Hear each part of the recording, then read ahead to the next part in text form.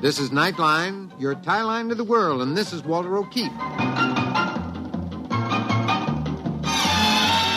Tonight, a visit to worlds strangely different from ours, the world of the future, the world of X-1.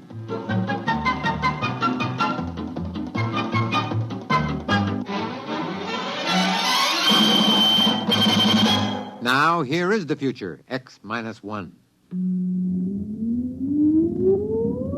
Countdown for blast off. X-5, 4, 3, 2, X-1, fire.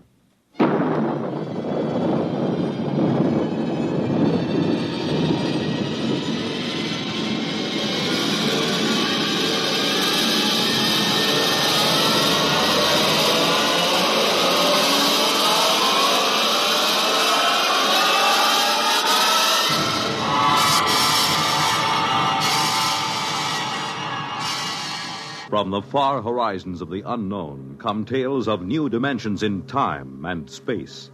These are stories of the future, adventures in which you'll live in a million, could be years, on 1,000 maybe worlds.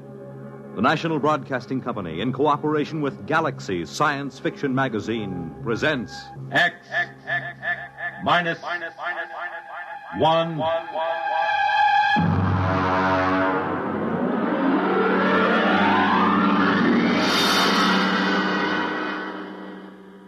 Tonight, The Coffin Cure by Alan Norse. But first, hear this. The scene of America's first Thanksgiving celebration. The top Big Ten football game of the day. One of the most unusual excursions on which a radio audience has ever been taken. These are just a few highlights of the weekend Monitor has planned for you. To help set the mood for the coming Thanksgiving holiday, Monitor takes you on a visit to the banks of the James River at Berkeley Plantation, Virginia. The scene of America's first Thanksgiving celebration more than 300 years ago. For sports fans, Monitor takes you to Michigan Stadium at Ann Arbor for the big Michigan-Ohio State football game. And for everybody, a most unusual listening experience as Monitor takes you behind the walls of Leavenworth Penitentiary. You'll learn of this famous prison's operation from Warden C.H. Looney. Sit down to lunch with its inmates. Learn from them how confinement behind prison walls affects a man. Learn of their opportunities for rehabilitation. There'll be celebrities, music, news, and sports. All on Monitor all weekend long, beginning Friday night over most of these NBC stations.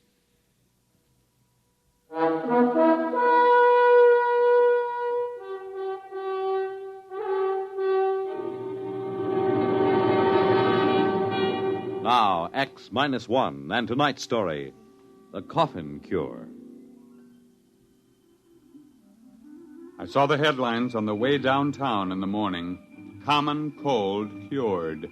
And sure enough, there was his picture, Chauncey Patrick Coffin. The newspaper ran on deliriously. Coffin nails lid on common cold. No more coffin, states co-finder of cure. Sniffles sniped. Single shot to save sneezers. There was no doubt of it. I've always said that the man who finds the cure of the common cold would be the greatest hero in medical history. And if I could have gotten my hands on Dr. Chauncey Patrick Coffin at that moment, I would have torn him limb from limb. Almost did about a half an hour later at the laboratory. Philip, there's no sense in getting excited. It's idiocy, blind, screaming idiocy. Coffin, you're out of your mind. Can't you see what you've done? It was my idea in the first place, and Jake and I have been pounding our heads on the wall for 8 solid months, and you go sneak into publication a full year before we have any business. Now, Philip, you... Now, how about that, Jake? Did you see the morning papers? This thief not only steals our work, he splashes it all over the countryside in red ink. Now, CP, you shouldn't have done that. After all, we've hardly had an acceptable period of clinical trial. Oh, nonsense. Philip, you had the worst cold of your life when you took the vaccine. Have you had any since? No, of course not. Now, Jacob, how about you? Any sniffles? How about those 600 students from the university? Did I misread the reports on them? No, 98% cured of active symptoms within 24 hours. Well, of course, it's only been a month. Now, gentlemen, be reasonable. Think positively. There's work to be done, a great deal of work. Press conference in 20 minutes. Drug houses to consult with. Gentlemen, we've won the greatest medical triumph of all time, the conquering of the common cold. We'll go down in history.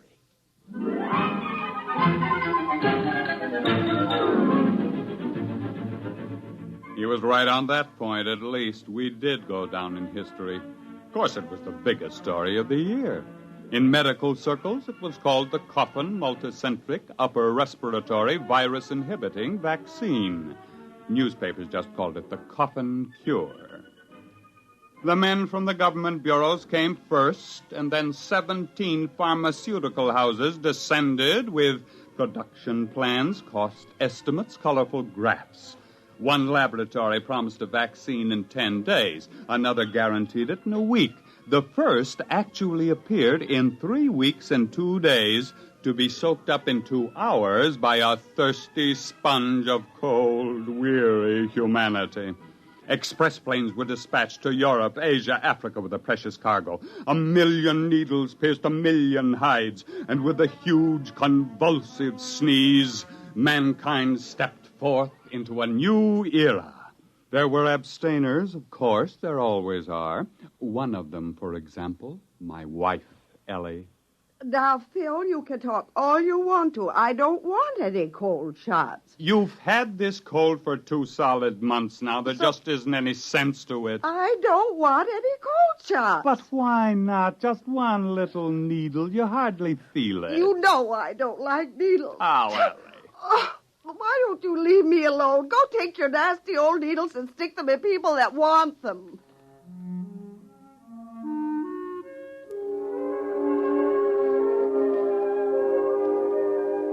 I woke up once that night and listened to a parade of sneezes from Ellie. I rolled over and frowned to myself. It was ignominious in a way.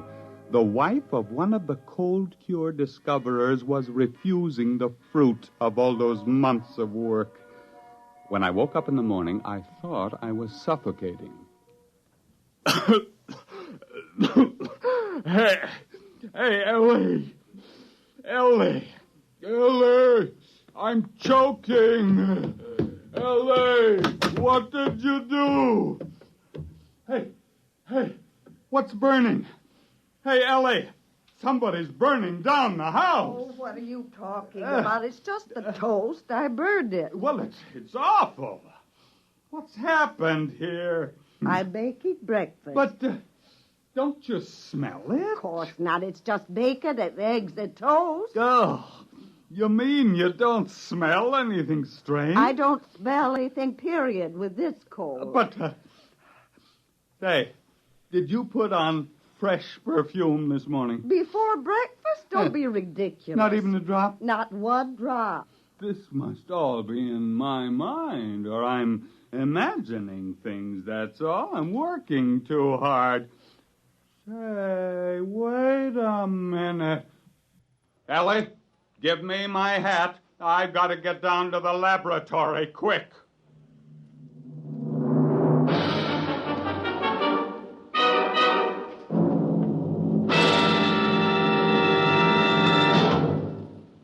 You're listening to The Coffin Cure, tonight's attraction on X-1. 11 million victims, adults and children alike, beg you to break the grip of the crippler, arthritis.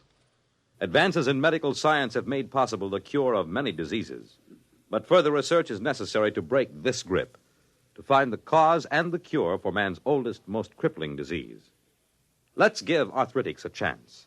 Help relieve their suffering now, and help find the cure that will end this terrible disease for all time. Your contributions will support a double-barreled attack on arthritis, a fight in which more research and better treatment are brought to bear on one of the great menaces to our nation's health. Please join the campaign to destroy arthritis, to break the grip of the crippler. You can do your part. Please give to your local arthritis fund.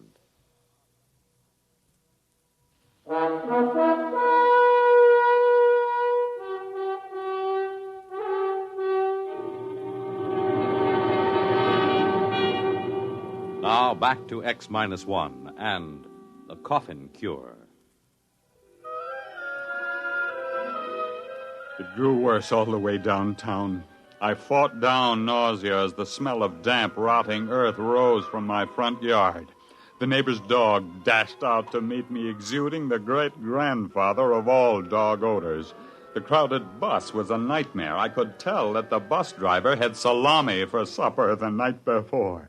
My stomach began to roll, and I barely made it off the bus. I met Jake Miles at the laboratory. Did Coffin come in yet? Oh, he's in there. He's got the door locked. You got it, too? Yeah, Coffin! Now, don't come too close. You got it, too? When did it start for you? Right after supper last night. I thought I was going to suffocate. I got up and walked the streets all night. What a stink. I got it sometime this morning. But I don't understand. Nobody else seemed to notice anything. You forget something. We were the first 3 to take the Coffin Cure, remember? You and me and Jake 2 months ago. But what's happened? Those foul smells everywhere. Every odor in this town has suddenly turned foul. Magnified, you mean? I don't think the smells have changed any. Well, but what is it then? Our noses have changed, obviously. Look at our experimental dogs. They never had colds, and they practically lived by their noses. Other animals all depended on their sense of smell for survival. They don't get colds either. The multicentric virus hits primates only, and it reaches the fullest power in man alone. But I don't get it. Why should it smell this way? I haven't had a cold in ages. Of course not. That's just the point. Look, why do we have any sense of smell at all? Because we have tiny nerve endings in the mucous membranes of our noses and throats. But we've always had the virus living there. Cold or no cold, it's always been there, except now after the Coffin Cure. We got rid of the virus, remember? And now, for the first time, those nerve endings in our noses are just beginning to function. You mean you think it'll get worse? And worse, and still worse. Now, we're all in this together, Phil. It was your idea in the first place. You said so yourself. You can't leave me now. You can't. You can. You better answer your phone. Hello. I'm busy, and I can't see anyone, and I can't... What? Oh. What is it? There's a line of students outside the building. They're waiting to see me. Oh, Jake, Phil, they'll hang me. You've got to help me. Send down to the freezer and get all the live cold virus we can find. Get us some inoculated monkeys and a few dozen dogs. But you've got to help me. You've got to help me. And stop sniveling. You're the big publicity man around here. You're going to handle the screaming masses, whether you like it or not. We've got to find out how to catch the common cold again if we have to die trying.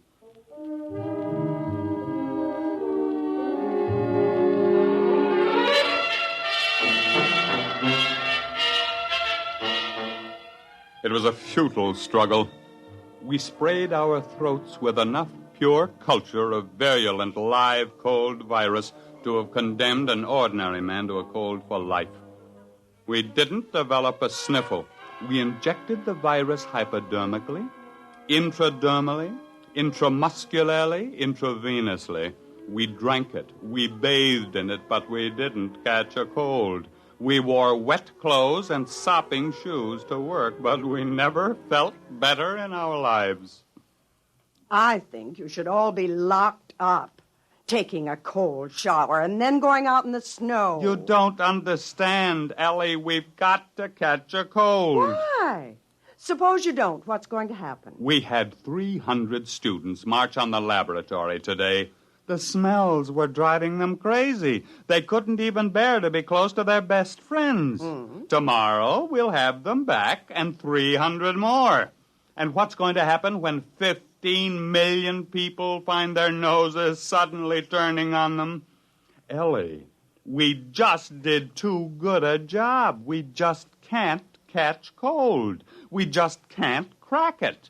Those antibodies are just doing too good a job. Well, maybe you can find uncle bodies to take care of them. Oh, now, look, don't make bad jokes. I'm not making jokes. I don't care what you do.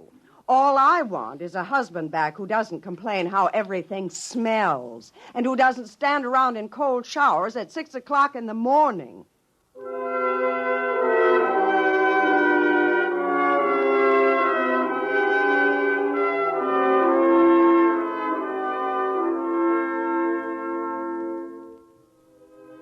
In the morning, Jake, Coffin, and I had a conference in the lab. Go out there anymore. I can't see those students. I've begged for time. I've promised them everything but my upper plates.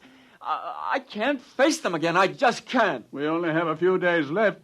There were 15 million antivirus shots given in the past 3 months, at least. Say, we don't come up with something, we're gonna. You know what I think? I think we've been prize idiots. We've gotten so rattled we haven't used our heads. And all the time it's been sitting there blinking at us. What are you talking about? Ellie said it this morning. Uncle bodies. Oh, he's cracked. He snapped. No, I'm dead serious. How many of those students do you think you can corral to help us? 600. They're out there in the street right now, a blood-seeking mob howling for a lynching. All right, I want them in here, and I want some monkeys. Monkeys with colds. The worse ones, the better. Say, do you have any idea what you're doing? Not in the least, except that it's never been done before, but maybe it's time we tried following our noses for a while.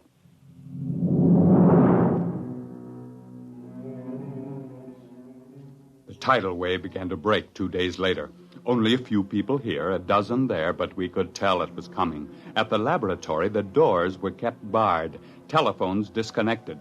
Jake rigged up some small gas masks, but it didn't do much good. But the work went on in spite of the smells, and you have no idea what a truckload of monkeys smells like, magnified 10,000 times.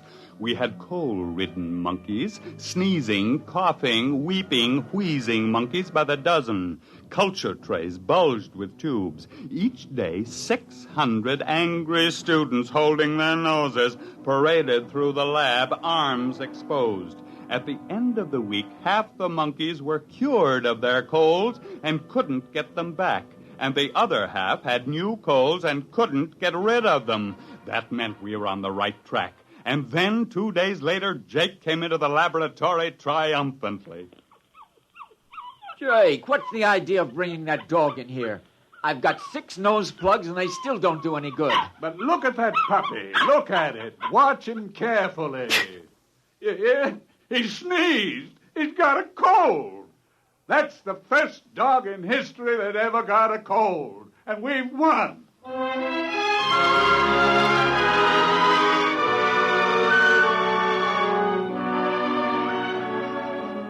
I was the first volunteer.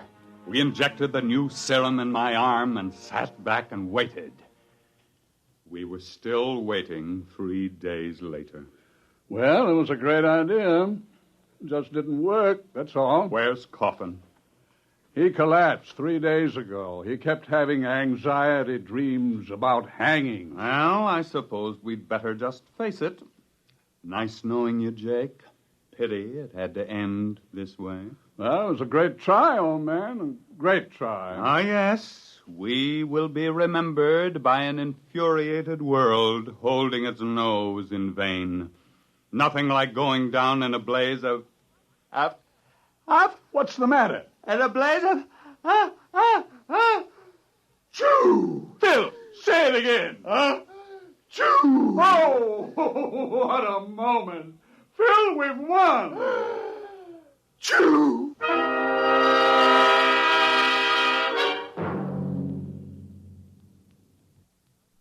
Now, just keep your feet in this warm bath, Phil, and drink plenty of hot lemon juice. You'll be all right. You see, it was your idea, the uncle bodies. We developed an antibody against the cold virus, and then we had to develop an antibody against the antibody. Will they be able to make it fast enough? Just about fast enough for the people to get good and eager to catch cold again. There's only one little hitch. Hitch? The stuff we made does a real good job, just a little too good. I may be wrong, but I think I've got this cold for keeps. Unless I can find an antibody against the antibody against the antibody. Choo!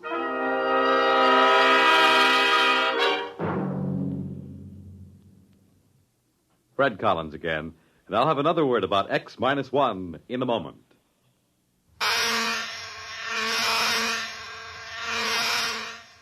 Is your head buzzing with the feverish, stuffed-up feeling of a cold? Here's how to get relief. Every second someone takes it for the miseries of a cold. Bromoquinine brand cold tablets. You have just heard X-1, presented by the National Broadcasting Company in cooperation with Galaxy Science Fiction Magazine, which this month features Galley Slave by Isaac Asimov. The 3 laws of positronic robots made it impossible to kill a human. But there was a loophole: murdering a man after his death. Read it in Galaxy Magazine on your newsstand today. X-1 has brought you The Coffin Cure, a story written by Alan Norse and adapted for radio by Ernest Kenoy.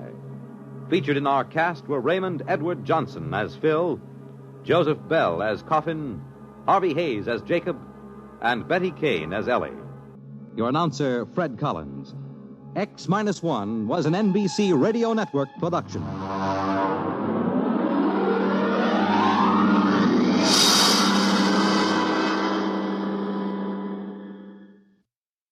There's excitement in the air at night, and Nightline brings it to you. Hear Nightline with Walter O'Keefe, next on most of these NBC stations.